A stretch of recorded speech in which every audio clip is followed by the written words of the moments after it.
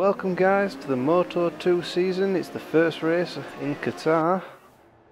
Qualified in 7th and hopefully I sound a lot better than I did in previous videos.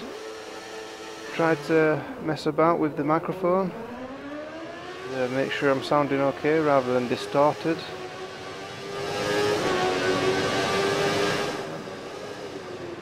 But I've annoyed myself a little bit with the team I've signed for, because I could have signed for the guy there with the yellow helmet. It's called Johan Zarco, and for those who don't know, he's leading the Moto2 championship in real life. I signed for a team which at the end of the season, or what I thought was the end of the season, turned out it wasn't. And there was another test session left. But when I was offered Johan Zarco's team before, I turned him down, wanting to get to the end of the Moto3 season, and then I missed out the chance to possibly get another offer later on. Always lock up on that corner. Came off in that corner 3 times in a row in qualifying.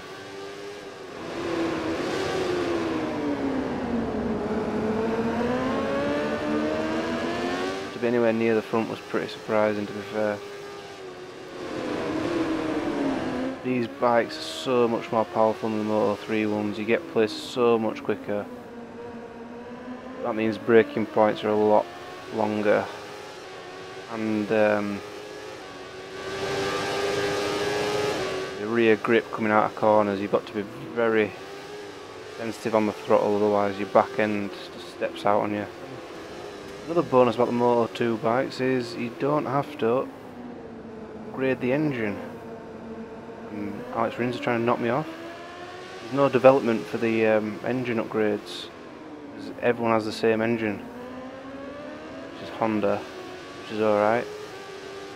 But it means your bike's going to be upgraded a lot faster, which means you're just going to rack up a load of development points and not be able to use them. Here we are guys, coming into the final lap of the race. 3 out front are long gone. I don't think I've got no chance of catching them really.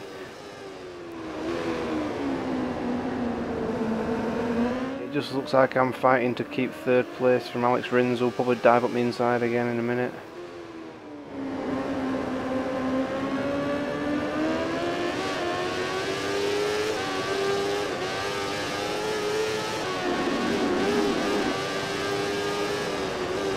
So the curbs are rather annoying, like the computers seem to be really smooth when they go over the curbs, whereas I bounce about all over the place.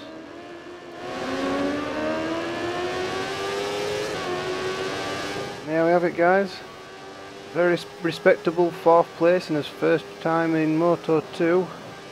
We just didn't have any near enough pace to keep with the front 3. But I'll see you in the next race. It wasn't a bad result. So hopefully we can improve on that. Here we are for the American Grand Prix. Can't remember exactly where this one is. I know the one's in Indianapolis. For some reason it said, I'm thinking Texas. And qualifying was close my arse. We out-qualified them by 1.3 seconds. Oh, Rins. Still trying to knock me off my bike. The qualifying was in the dry, so it's a bit annoying that we're in the wet now. We're through. Zarco's fallen off.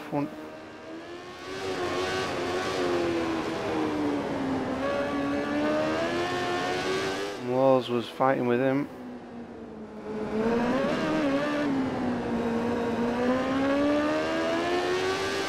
Through to 1st, slide the back out through the fast corner, down to the hairpin.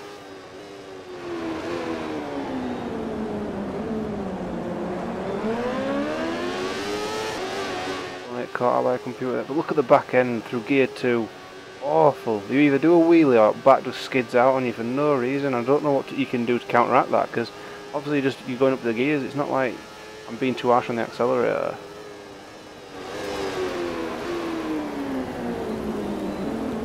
Make sure I don't cut the corners. You get big penalties for cutting the hairpin corners on this track.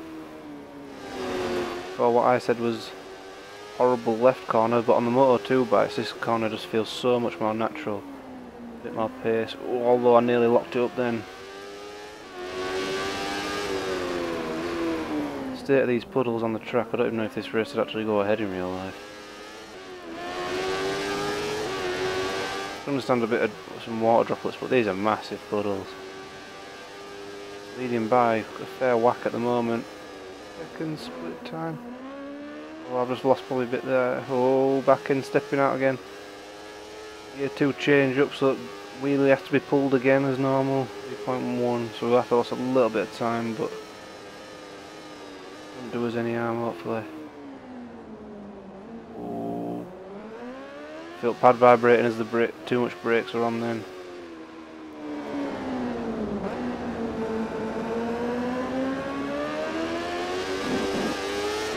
The slower you take it, the faster you seem to go, to be fair. My qualifying lap, I was literally just doing like this. It just kept knocking tenths of a second off every sector time. 2, 3, what do you call that, 4? Massive lead on the computers coming into the final lap. A couple of crashes coming into the final sector.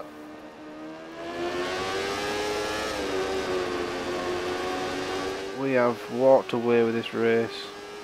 At one point we were nearly 5 seconds ahead, and I've gone wide on the penultimate corner as my back end slips out, and I'm into the final corner now. Please, just don't do anything silly. Gear 2 change up will wobble, and then we've absolutely smashed this race. Wheelie over the line, tiny little wheelie, takes us forever. And I'll see you guys in the final race of this video. Here we are, guys, the Argentinian Grand Prix. Rather fed up now. Just can't get the penultimate corner right. That's why I've qualified down in 14th. Just want to get this race over and done with, really. One gear change just wrecks my qualifying. If that's anything to go by, I'll probably wreck the race as well. Probably drop down by a second by the time I get to the finish line. The top 3 guys. Oh dear, what a shame.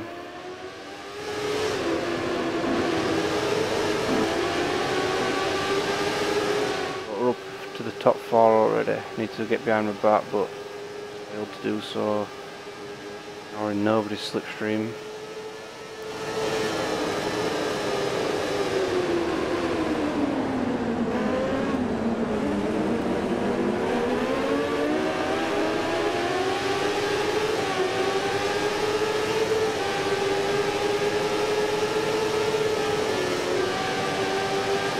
I'll show you that corner I'm on about in a second, guys, as we slide it in too wide on that. Lost that much time. This corner's also a bitch because for some reason your tyres just rip themselves apart and your bike wants to slide everywhere. This one ain't great. You don't know when to accelerate or brake. Computers seem to accelerate quite late. I want to go earlier than that. And this is the corner. Oh, nearly locked up then. Sorry, Sam. There you go, gear 2, slid it out there, and now I'm how many? Let's see how far I was behind. 2.5. What a guess. It'd be nice if Rins get his front tyre off my back tyre.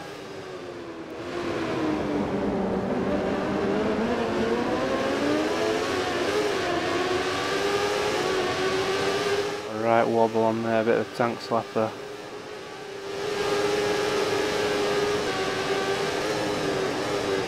But now we actually stayed on that. Usually it'd have fallen off. Lost too much time on Rins and Luty going through that final corner for a change.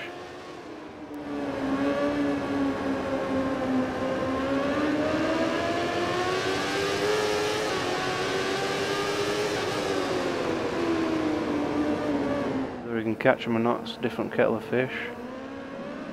Strange saying that.